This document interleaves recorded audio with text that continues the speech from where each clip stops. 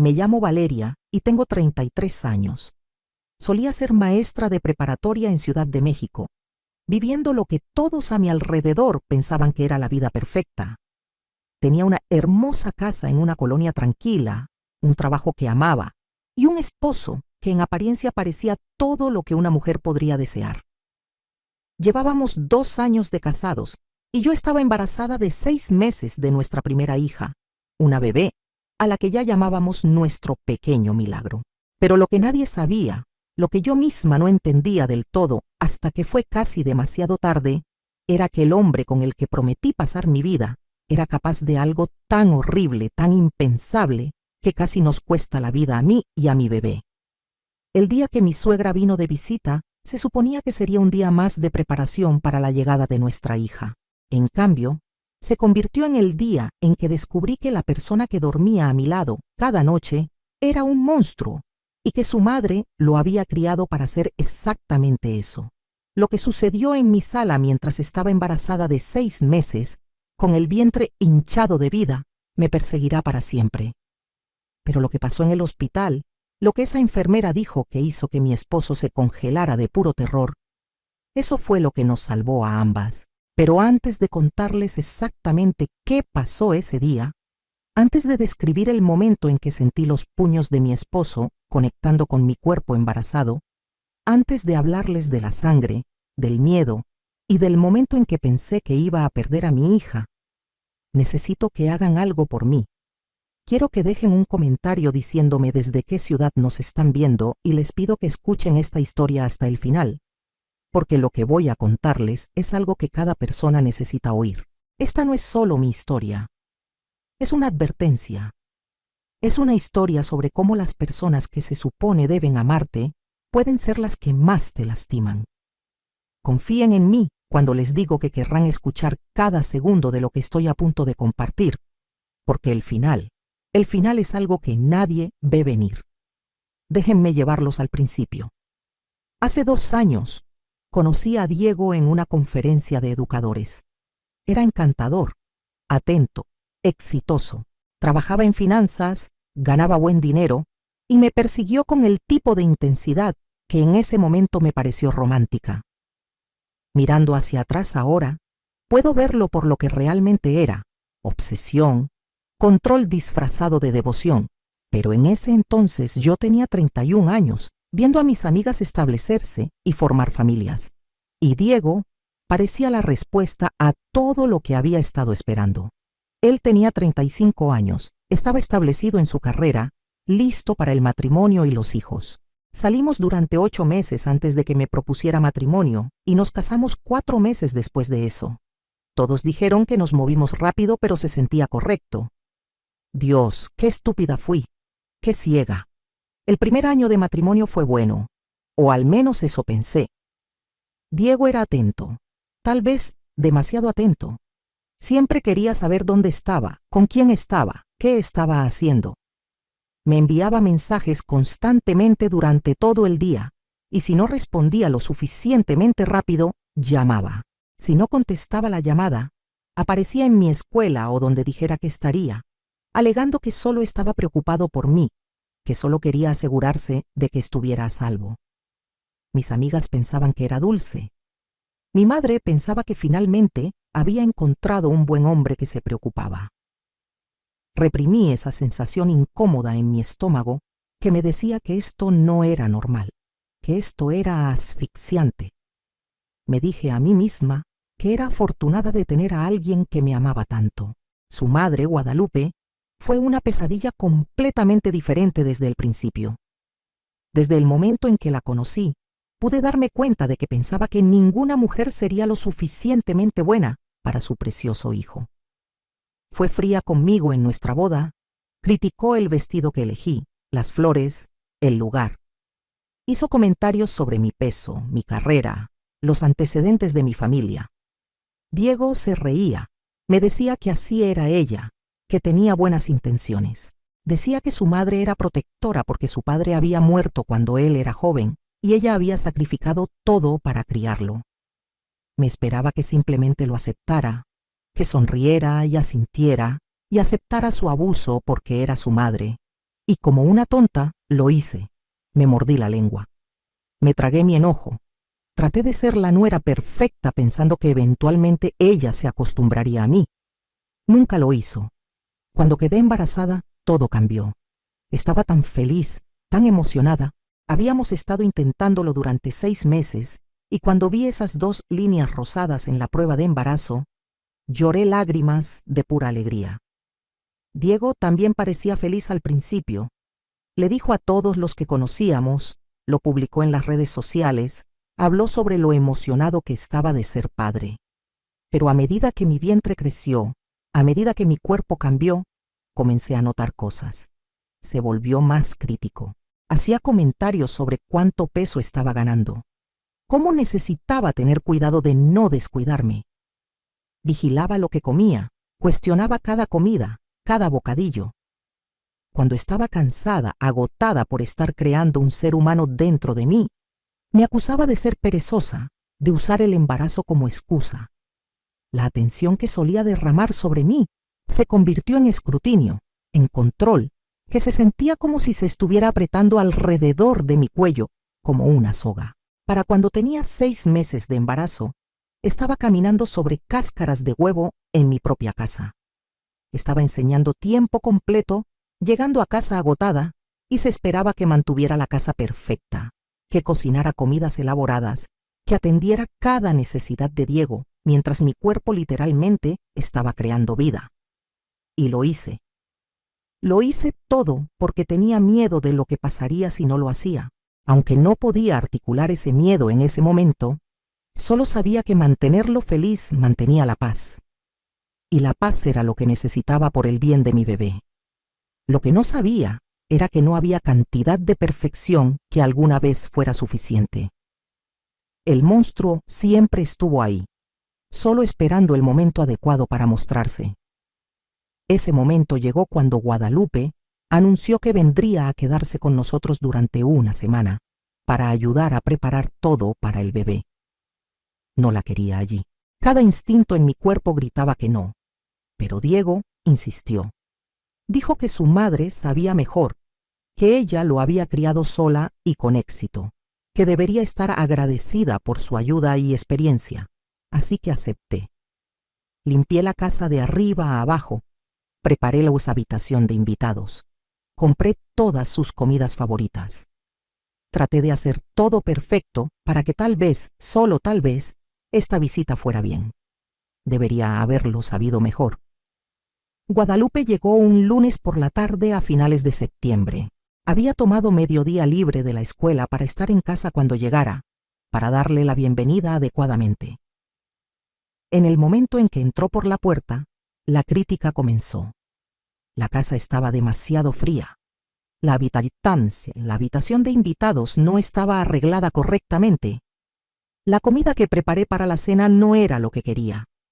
Sonreí a través de todo, mordiéndome la lengua tan fuerte que podía saborear la sangre. Diego no dijo nada para defenderme, solo asintió con su madre, estuvo de acuerdo con sus quejas, se disculpó con ella por mis deficiencias. Tenía 6 meses de embarazo, agotada, y me trataban como una sirvienta en mi propia casa, y mi esposo no dijo nada. Los siguientes 3 días fueron una tortura. Guadalupe reorganizó mi cocina sin preguntar, tiró especias e ingredientes que consideraba innecesarios, reordenó mi despensa a su gusto, revisó mi closet e hizo comentarios sobre mi ropa de maternidad, diciendo que me veía descuidada y que necesitaba hacer más esfuerzo por el bien de Diego. Criticó cómo decoré el cuarto del bebé. Dijo que los colores estaban mal, que los muebles estaban arreglados incorrectamente, que claramente no tenía idea de lo que estaba haciendo. Y cada vez que Diego estuvo de acuerdo con ella, cada vez que tomó su lado, sentí que estaba perdiendo la cabeza, como si me estuvieran borrando en mi propia casa. El jueves por la tarde llegué de la escuela a casa para encontrar a Guadalupe en el cuarto del bebé. Había reorganizado todo completamente. La cuna estaba en un lugar diferente. El tocador había sido movido. Las decoraciones que había elegido cuidadosamente y colocado con amor fueron quitadas y reemplazadas con cosas que ella había traído de su propia casa artículos viejos y anticuados de cuando Diego era bebé. Me quedé en la puerta sintiendo las lágrimas arder en mis ojos, sintiendo a mi bebé patear dentro de mí como si pudiera sentir mi angustia. Se suponía que este era mi espacio para prepararme para mi hija. Se suponía que esta era mi alegría y esta mujer lo había violado completamente. Tomé una respiración profunda y entré a la habitación. Mi voz estaba temblando, pero la mantuve calmada, la mantuve educada. Dije: Guadalupe, aprecio que estés tratando de ayudar, pero tenía el cuarto del bebé arreglado como yo lo quería. ¿Podríamos, por favor, ponerlo de vuelta? Ella se volteó para mirarme como si la hubiera abofeteado en la cara. Su expresión era de puro veneno. Dijo: Discúlpame, he criado un hijo, Valeria. Sé lo que estoy haciendo. Esta habitación era un desastre, y lo arreglé. Deberías estar agradeciéndome, no cuestionándome. Sentí algo dentro de mí romperse. Tal vez fueron las hormonas del embarazo. Tal vez fueron 4 días de constante falta de respeto y crítica. Tal vez fueron 2 años de morderme la lengua y tragarme mi dignidad. Pero ya no podía hacerlo. No podía dejar que ella me quitara esto también. Dije, mi voz más firme ahora: Este es el cuarto de mi bebé. Yo soy su madre y lo quiero como lo tenía. Por favor, no revises mis cosas sin preguntarme primero. Fue lo más asertiva que había sido con ella en los 2 años que la conocía. Apenas fue asertivo. Solo era yo defendiéndome de la manera más básica. Pero para Guadalupe fue la máxima falta de respeto. Su cara se puso roja. Empezó a gritarme, realmente gritándome en mi propia casa. Dijo que era desagradecida, que era una mocosa malcriada que no sabía lo primero sobre ser madre, que Diego había cometido un error al casarse conmigo, que no era lo suficientemente buena para su hijo y nunca lo sería. Dijo que era egoísta y perezosa, y que era un milagro que Diego me hubiera soportado tanto tiempo. Las palabras seguían llegando como dagas, cada una diseñada para cortarme, para hacerme pequeña. Me quedé allí, con la mano en mi vientre embarazado, lágrimas corriendo por mi cara, incapaz de creer que esto estaba sucediendo. Traté de hablar, traté de defenderme, pero ella no se detenía. No me dejaba decir una palabra. Solo seguía atacando, seguía destrozándome con sus palabras. Y fue entonces cuando Diego llegó a casa. Escuché la puerta principal abrirse, escuché sus pasos viniendo por el pasillo y sentí esta ola de alivio. Finalmente, pensé, finalmente verá cómo es ella realmente. Finalmente me defenderá. Entró al cuarto del bebé, miró la escena, su madre con la cara roja y enojada, yo llorando y temblando con mi mano protectoramente sobre mi vientre, y esperé a que preguntara qué estaba mal, que me consolara, que fuera mi esposo. En cambio, su madre se lanzó con su versión de los eventos. Le dijo que yo había sido irrespetuosa con ella, que le había gritado por tratar de ayudar, que le había dicho que no sabía lo que estaba haciendo, que había sido horrible con ella toda la semana. Cada palabra era una mentira o una versión retorcida de la verdad.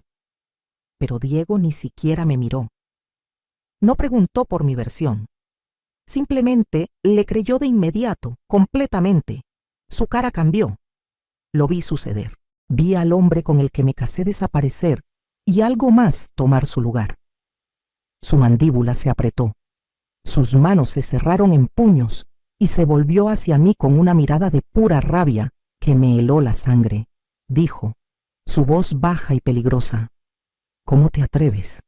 ¿Cómo te atreves a faltarle el respeto a mi madre después de todo lo que ha hecho por nosotros? Traté de hablar, traté de explicar, pero me cortó. Dijo, ella vino aquí para ayudarte porque Dios sabe que lo necesitas, y así es como la tratas. Ingrata. Y luego me llamó un nombre que no repetiré. Un nombre vil y asqueroso que ningún esposo debería llamar a su esposa.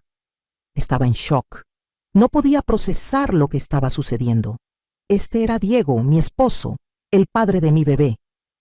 Y me estaba mirando como si me odiara, como si no fuera nada, como si fuera basura.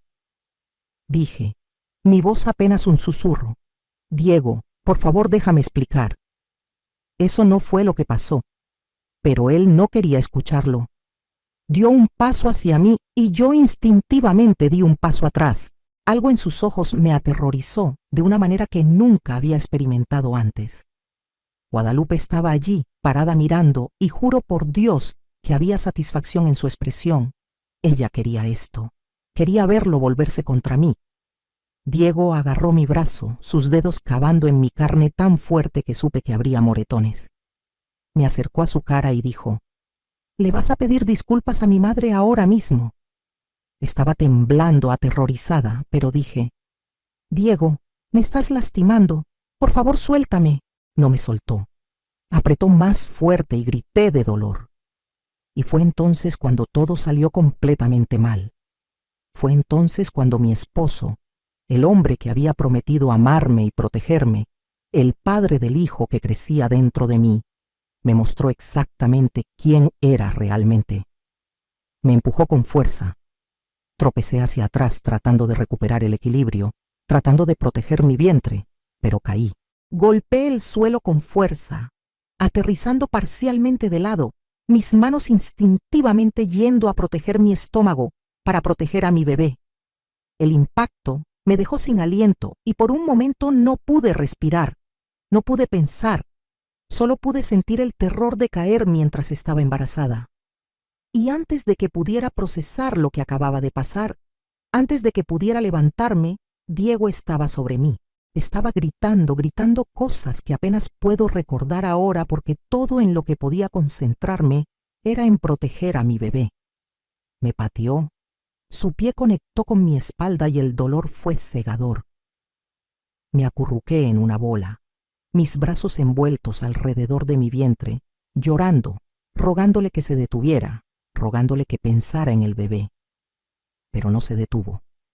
Me pateó una y otra vez.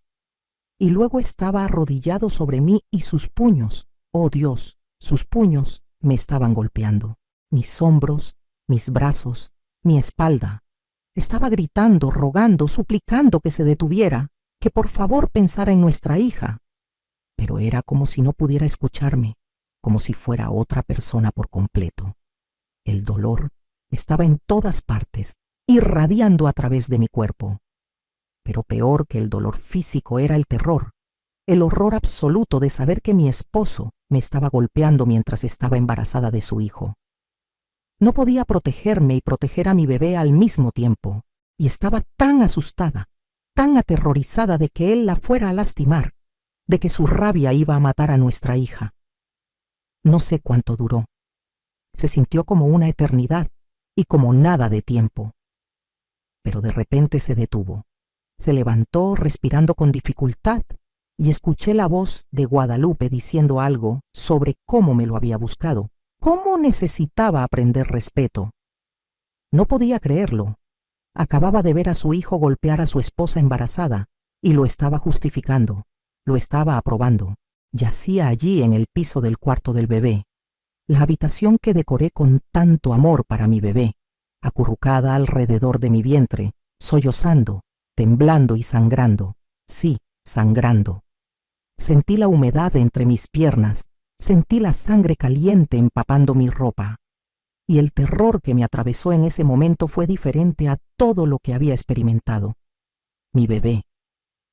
Algo estaba mal con mi bebé. Grité. Grité que estaba sangrando, que algo estaba mal, que necesitábamos llamar al 911. La cara de Diego cambió de nuevo. La rabia desapareció, reemplazada por miedo, por pánico. De repente, era el esposo preocupado de nuevo, arrodillándose a mi lado, tratando de tocarme. Me encogí lejos de él, asqueada por su toque, aterrorizada de él. Estaba diciendo: está bien, te conseguiremos ayuda. Como si él no fuera la razón por la que necesitaba ayuda en primer lugar. Como si no acabara de golpear a su esposa embarazada hasta la inconsciencia. Guadalupe desapareció y la escuché en el teléfono, pero no pude entender lo que estaba diciendo. Todo era dolor y miedo y sangre, tanta sangre. Mi vecina, la señora Ramírez, una mujer mayor que vivía al lado, Había escuchado los gritos. Había escuchado suplicar por mi vida, suplicar por la vida de mi bebé, y había llamado al 911. No lo sabía en ese momento. Todo lo que sabía era que de repente había sirenas y los paramédicos estaban en mi casa, en mi cuarto del bebé, y me estaban haciendo preguntas que apenas podía responder porque tenía tanto dolor, porque estaba tan aterrorizada de que mi bebé estuviera muriendo dentro de mí. Fueron profesionales, eficientes, cuidadosos, pero pude ver la preocupación en sus ojos cuando vieron la sangre, cuando tomaron mis signos vitales, cuando vieron las marcas que ya se estaban formando en mi cuerpo. Me cargaron en una camilla, y Diego estaba allí mismo haciendo el papel del esposo angustiado. Estaba sosteniendo mi mano, la mano unida al brazo que había agarrado tan viciosamente minutos antes, y le estaba diciendo a los paramédicos que me había caído, que había tropezado con algo en el cuarto del bebé y caído fuerte. Estaba mintiendo allí mismo conmigo, sangrando y rota en una camilla. Estaba mintiendo para salvarse, y yo estaba demasiado débil, demasiado asustada, demasiado concentrada en si mi bebé estaba viva para contradecirlo. Solo necesitaba llegar al hospital. Necesitaba saber si mi hija estaba bien. Nada más importaba en ese momento. El viaje en ambulancia fue un borrón de dolor y miedo. Los paramédicos estaban monitoreando el latido del corazón de mi bebé y seguía preguntando, ¿está bien? ¿Pueden escuchar su latido? Por favor, díganme que está bien. Fueron tranquilizadores pero no comprometidos, diciendo cosas como, te estamos llevando al hospital y allí cuidarán bien de ustedes dos. Fue entonces cuando supe que algo estaba realmente mal. No me darían una respuesta directa, lo que significaba que estaban preocupados. Había perdido mucha sangre. Estaba teniendo contracciones con 6 meses de embarazo. Estaba teniendo contracciones, y eso solo podía significar una cosa. Mi cuerpo estaba tratando de entrar en trabajo de parto, tratando de expulsar a mi bebé que era demasiado prematura para sobrevivir. El terror de esa realización me hizo sollozar más fuerte. Le rogué a Dios, le rogué al universo, le rogué a cualquiera que escuchara. Por favor, dejen que mi bebé esté bien. Podía sobrevivir a cualquier cosa. El dolor, la traición, el horror de lo que Diego había hecho, pero no podía sobrevivir a perder a mi hija. No podía. Llegamos a urgencias y todo se movió rápidamente. Me llevaron corriendo a una sala de examen, conectándome a monitores, revisando mis signos vitales, revisando el latido del corazón del bebé. Entró un doctor, ni siquiera recuerdo su nombre, y me estaba haciendo preguntas sobre lo que pasó, examinando mis lesiones, y seguía desviando. Seguía diciendo que me caí porque Diego estaba allí mismo en la habitación, de pie en la esquina, mirándome con esos ojos que tenían tanto miedo como advertencia. Tenía miedo de decir la verdad con él allí. Tenía miedo de lo que podría hacer después, de lo que podría pasar cuando llegáramos a casa. Incluso después de lo que había hecho, incluso sangrando y golpeada en una cama de hospital, todavía tenía miedo de mi esposo. El latido del corazón del bebé estaba ahí, débil, irregular, preocupante, pero ahí estaba, viva, pero todavía estaba sangrando, todavía teniendo contracciones, y el doctor dijo que necesitaban detener el trabajo de parto, que si no podían, mi bebé no sobreviviría. Necesitaban hacer pruebas, hacer un ultrasonido, monitorearme de cerca. Comenzaron medicamentos Cúrbito para tratar de detener las contracciones. Me dieron algo para el dolor y luego dijeron que necesitaban hacer un examen completo de mis lesiones, que necesitaban documentar todo para mi expediente médico. Fue entonces cuando entró una enfermera, una mujer de unos 40 años, con ojos amables y un aire de absoluta autoridad. Su nombre era Fernanda, y la recordaré por el resto de mi vida como la mujer que nos salvó tanto a mí como a mi hija. Se presentó y comenzó el proceso de admisión, haciendo preguntas de rutina sobre mi historial médico, mi embarazo, y luego sobre mis lesiones. Preguntó cómo me lastimé y repetí la mentira que Diego me había alimentado. Dije que tropecé y caí en el cuarto del bebé. Pero Fernanda me miró, realmente me miró, y luego miró mis lesiones. Estuvo en silencio por un momento y pude ver su cerebro trabajando, ver que estaba uniendo las piezas. Preguntó si podía levantarme la camisa para poder documentar las lesiones en mi espalda y costados. Lo hice, haciendo una mueca de dolor, y escuché su respiración aguda cuando vio los moretones que ya se estaban formando, el patrón de ellos, la severidad. Retrocedió y miró a Diego, que todavía estaba de pie en la esquina tratando de parecer preocupado y preocupado. Y entonces, Fernanda hizo algo que lo cambió todo. Su voz era calmada, profesional, pero había acero en ella cuando habló. Dijo: «Señor, necesito que sepa que por ley fotografiamos todas las lesiones en pacientes embarazadas que pasan por nuestra sala de urgencias, especialmente lesiones consistentes con trauma. Estas fotografías se envían automáticamente al grupo de trabajo de violencia doméstica de nuestro hospital y al departamento de policía. No hay nada que nadie pueda hacer para detener ese proceso. Es política del hospital, completamente automático y está fuera del control de todos. En el momento en que una paciente embarazada llega con lesiones como estas, el protocolo se activa. Así que esas fotos ya están en camino a las autoridades, solo para que lo sepa». La habitación quedó en silencio. Vi la cara de Diego y nunca olvidaré lo que vi. El color se drenó de su piel. Sus ojos se abrieron de par en par. Su boca se abrió ligeramente y simplemente se congeló, completamente congelado, como si alguien hubiera presionado pausa en él. Entendió lo que ella acababa de decir. Le dijo de la manera más educada y profesional posible que estaba atrapado, que había evidencia, que las autoridades ya estaban involucradas y no había nada que pudiera hacer para detenerlo. Lo había acorralado y él lo sabía. Por primera vez desde que comenzó esta pesadilla, vi miedo en sus ojos en lugar de rabia, y algo en mí cambió. Fernanda luego se volvió hacia mí y dijo muy tranquilamente: «Señora Mendoza, necesito preguntarle algo importante.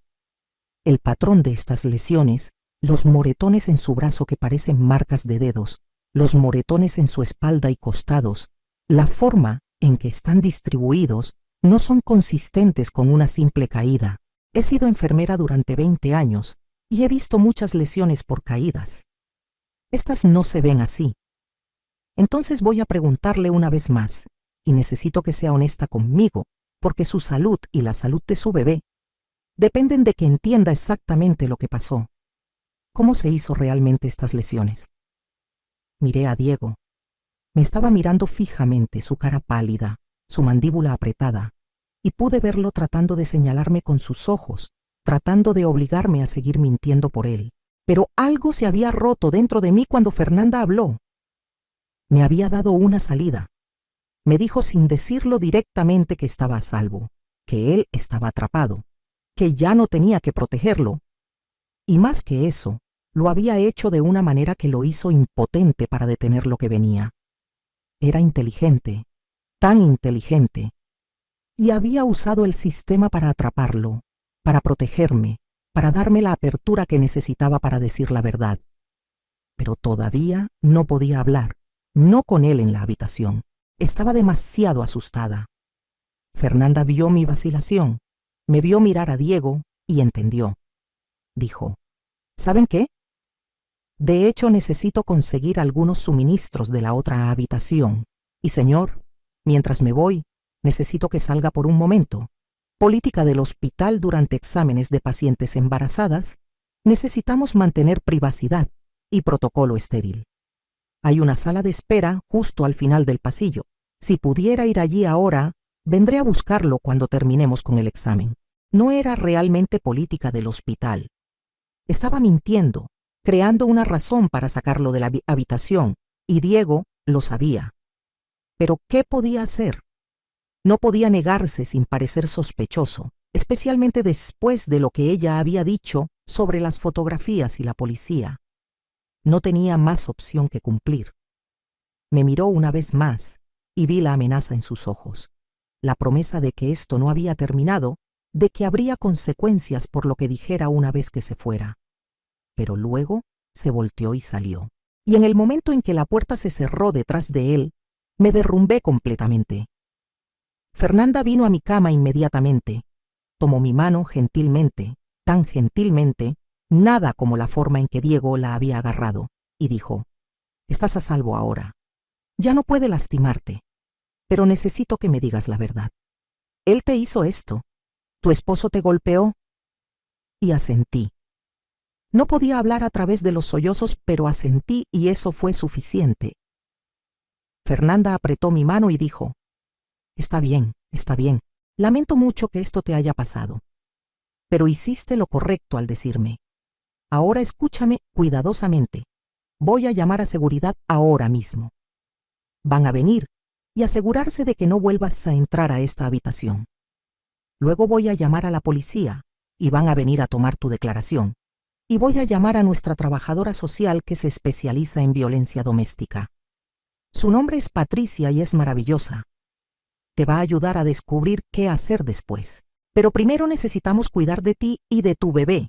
Entonces voy a hacer un examen completo. Voy a fotografiar todo. Y sí, esas fotos realmente irán a las autoridades. Y vamos a asegurarnos de que tu hija esté bien. ¿Puedes hacer eso conmigo?» Asentí de nuevo, todavía llorando, y Fernanda se movió rápidamente.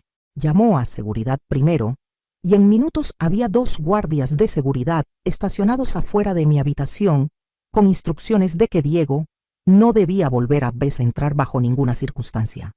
Luego llamó a la policía y a la trabajadora social, y luego hizo el examen más exhaustivo que he tenido.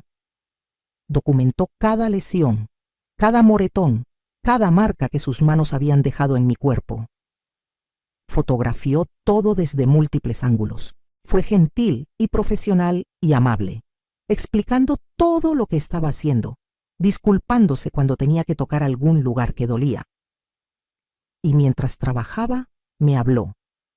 Me hizo preguntas sobre mi relación, sobre cuánto tiempo había estado sucediendo esto, sobre si me había lastimado antes. Le conté todo, cómo había sido controlador desde el principio, cómo había empeorado durante mi embarazo, cómo su madre lo habilitaba, lo alentaba, justificaba su comportamiento, cómo había tenido miedo, cómo me había sentido atrapada, cómo había estado caminando sobre cáscaras de huevo durante meses, cómo nunca imaginé que realmente me lastimaría físicamente, especialmente mientras estaba embarazada. Lo estúpida que me sentía por no ver las señales antes, por no irme antes de que llegara tan mal. Fernanda dejó de hacer lo que estaba haciendo y me miró directamente a los ojos. Dijo: «Escúchame muy cuidadosamente. Esto no es tu culpa. No eres estúpida. Los abusadores son maestros manipuladores. Te hacen pensar que estás loca, que tú eres el problema, que mereces lo que te hacen. Pero no lo mereces. Nadie merece esto. Y el hecho de que te hizo esto mientras estabas embarazada, mientras llevabas a su hijo, eso me dice exactamente qué tipo de hombre es. No hiciste nada malo. Él lo hizo. Y ahora va a enfrentar las consecuencias». Llegó la policía unos 30 minutos después. 2 oficiales, un hombre y una mujer. Fueron profesionales y respetuosos y tomaron mi declaración mientras Fernanda se quedaba conmigo sosteniendo mi mano. Les conté todo lo que había pasado ese día, desde la llegada de Guadalupe hasta la discusión en el cuarto del bebé, hasta Diego golpeándome mientras estaba embarazada. Les conté sobre las mentiras que le dijo a los paramédicos. Les dije que tenía miedo de lo que haría cuando descubriera que había dicho la verdad. La oficial mujer me aseguró que lo arrestarían, que no iría a casa, que me ayudarían a obtener una orden de restricción de emergencia. Dijo que en nuestro estado la violencia doméstica contra una mujer embarazada conlleva cargos mejorados, que se toma muy en serio, y que con la evidencia que Fernanda había recolectado y mi declaración y la llamada al 911 de la vecina, tenían más que suficiente para cargarlo. Patricia, la trabajadora social, llegó casi al mismo tiempo y se sentó conmigo y me explicó mis opciones. Habló sobre órdenes de restricción, sobre casas seguras si necesitaba un lugar a donde ir, sobre asistencia legal, sobre grupos de apoyo para sobrevivientes de violencia doméstica. Me dio folletos y números de teléfono y recursos. Me dijo que independientemente de lo que decidiera hacer después, no tenía que hacerlo sola, que había personas y sistemas en su lugar para ayudarme. Y por primera vez en horas, en meses tal vez, sentí que podía respirar. Sentí que tal vez podría sobrevivir esto. Los doctores lograron detener mis contracciones. El sangrado se desaceleró y luego se detuvo. El latido del corazón de mi hija se estabilizó. Se volvió más fuerte. Hicieron un ultrasonido y ella se veía bien. No había signos de desprendimiento de placenta, no había signos de angustia. Fue un milagro. Después de todo lo que había pasado, después del trauma que mi cuerpo había soportado, mi hija todavía estaba luchando, todavía aguantando. El doctor dijo que necesitaría quedarme en el hospital durante al menos 48 horas para monitoreo, que necesitaría estar en reposo en cama por el resto de mi embarazo, que esta era una situación de alto riesgo ahora y necesitarían vigilarme de cerca, pero ella estaba viva. Mi bebé estaba viva, y eso era todo lo que importaba. La policía fue a hablar con Diego en la sala de espera. No sé exactamente qué se dijo, pero sé que lo arrestaron allí en el hospital. Lo llevaron esposado, lo acusaron de violencia doméstica con agravantes, asalto a una mujer embarazada y varios otros cargos que no puedo recordar ahora. También tomaron una declaración de Guadalupe, quien aparentemente trató de irse cuando vio venir a la policía, pero fue detenida. Y aquí está la cosa, Guadalupe. En su arrogancia, en su absoluta convicción de que su hijo no había hecho nada malo, realmente corroboró mi historia. Admitió que me había golpeado. Lo justificó. Dijo que lo merecía por faltarle el respeto, pero admitió que sucedió. Les entregó una confesión sin siquiera darse cuenta. La policía me dijo después que su declaración realmente fortaleció su caso porque confirmaba que el asalto sucedió y mostraba un patrón de abuso siendo normalizado y habilitado en esa familia. Llamé a mis padres desde el hospital y condujeron las 3 horas desde Puebla inmediatamente. Cuando llegaron y me vieron magullada, golpeada, conectada a máquinas monitoreando a mi bebé, mi madre se derrumbó llorando. Mi padre parecía que quería matar a alguien. No podían creerlo. Les había gustado Diego. Pensaban que era un buen hombre. Pensaban que yo era feliz. No tenían idea de lo que estaba pasando a puertas cerradas porque lo había ocultado también. Había puesto excusas. Lo había encubierto. Mi madre me sostuvo mientras lloraba y les conté todo. Mi padre seguía diciendo que deseaba haberlo sabido, que me habría sacado de allí, que me habría protegido. Pero les dije que no era su culpa. Era culpa de Diego, solo culpa de Diego. Me quedé en el hospital 3 días al final solo para estar segura. Los doctores querían asegurarse absolutamente de que mi hija estuviera bien antes de dejarme ir. Durante esos 3 días, supe que a Diego se le había negado la fianza, porque era considerado un riesgo de fuga y un peligro para mí. Supe que el juez había otorgado mi orden de restricción de emergencia, que no podía acercarse a menos de 500 metros de mí o contactarme de ninguna manera. Supe que su madre realmente había intentado visitarme en el hospital para hacerme entrar en razón, pero la seguridad la había detenido según la orden de restricción que también había tomado contra ella. Supe que mi historia se había difundido por el hospital y docenas de miembros del personal, doctores, enfermeras, técnicos, habían pasado a verme, a ofrecer apoyo, a decirme que era valiente. Pero no me sentía valiente. Me sentía rota, asustada y enojada. Dios, estaba tan enojada. Todavía estoy enojada. Estoy enojada de que el hombre en quien confié, el hombre con quien me casé, el hombre con quien estaba teniendo un hijo, resultó ser un monstruo. Estoy enojada de que su madre lo criara para pensar que la violencia era una respuesta aceptable a una mujer defendiéndose. Estoy enojada de que ignoré las señales de advertencia, de que dejé pasar su comportamiento controlador, de que no me fui antes. Estoy enojada de que tengo que criar a mi hija sola porque su padre no pudo controlar su temperamento. Estoy enojada de que ella va a crecer sabiendo que su padre golpeó a su madre mientras ella estaba en el vientre. Estoy enojada de que esta es nuestra historia ahora, de que este trauma es parte de nuestras vidas para siempre. La ira arde en mí constantemente y mi terapeuta dice que está bien, que la ira es apropiada, que tengo todo el derecho de sentir lo que estoy sintiendo. Cuando finalmente me dieron de alta del hospital, me fui a casa con mis padres. No podía volver a la casa que había compartido con Diego. El pensamiento de estar en ese cuarto del bebé donde me había golpeado me enfermaba físicamente.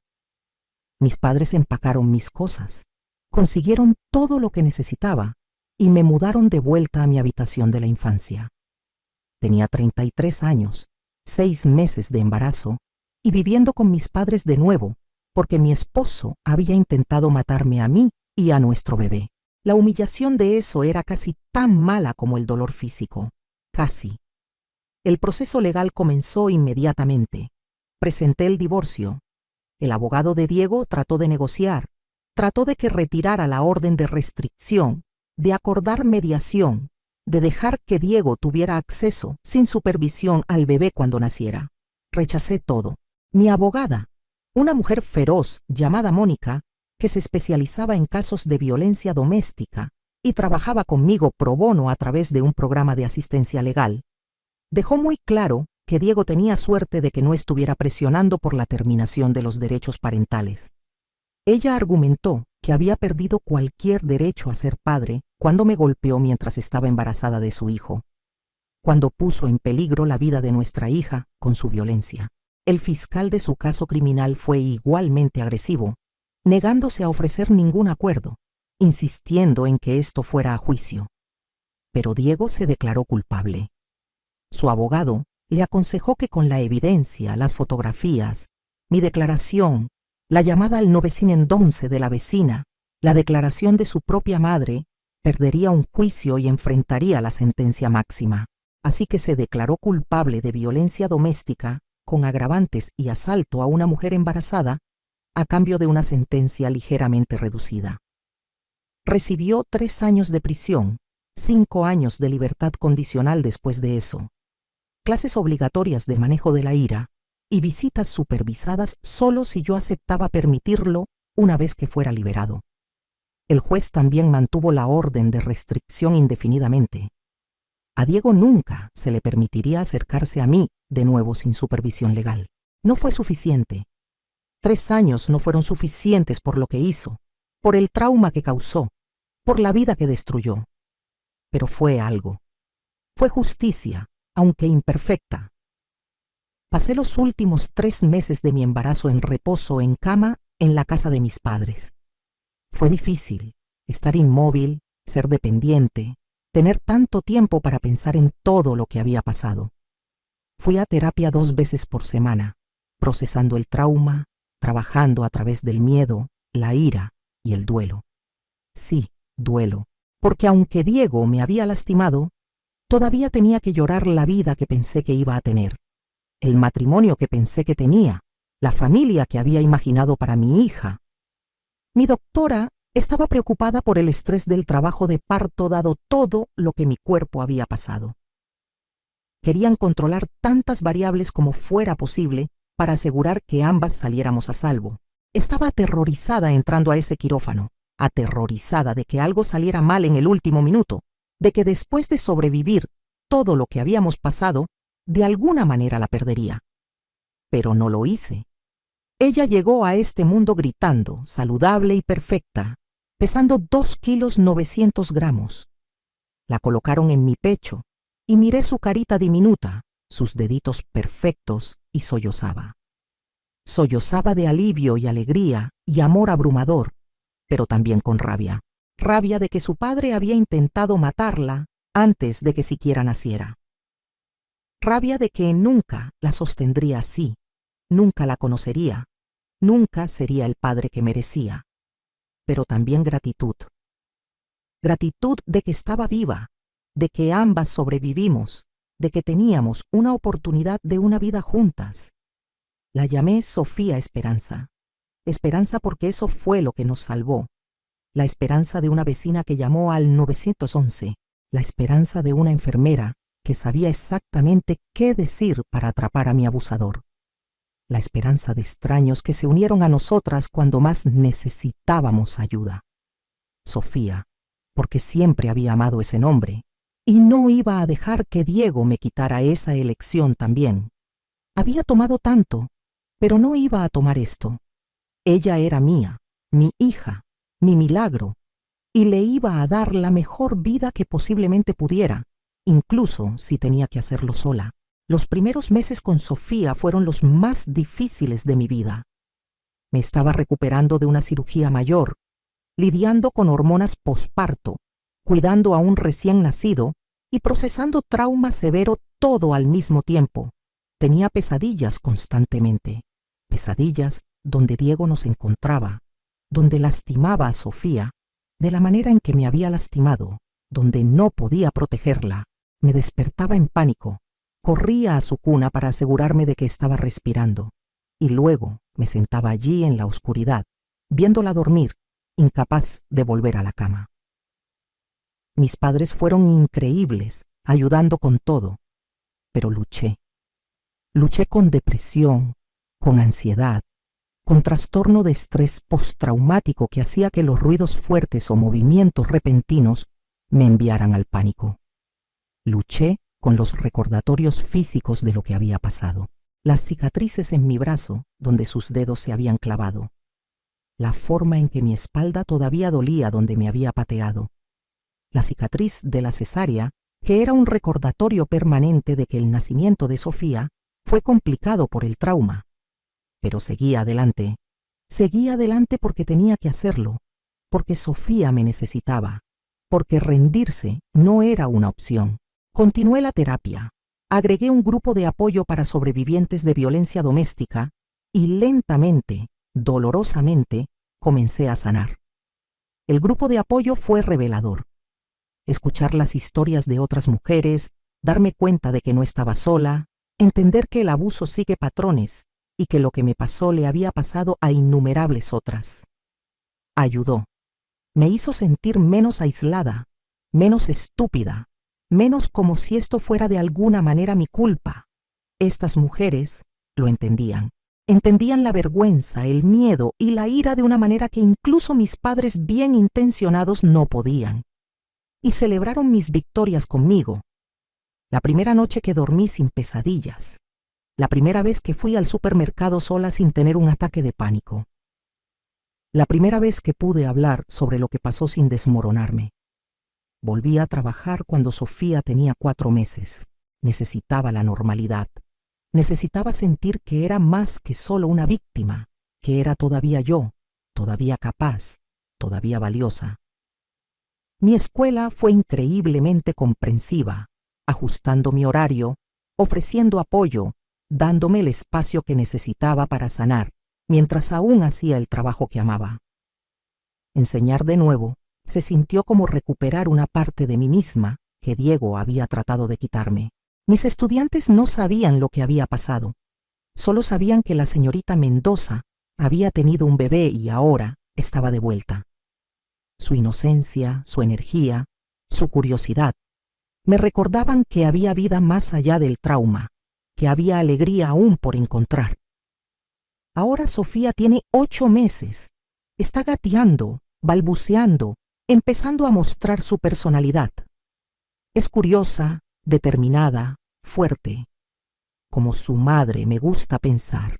La miro y veo posibilidades infinitas para ella. Una vida libre del abuso que yo soporté. Una vida donde ella sabrá que es valiosa, que es amada, que nunca tiene que aceptar menos de lo que merece. Le enseñaré lo que no sabía cuando conocí a Diego. Le enseñaré las señales de advertencia. Le enseñaré que el amor no controla, no lastima, no destruye.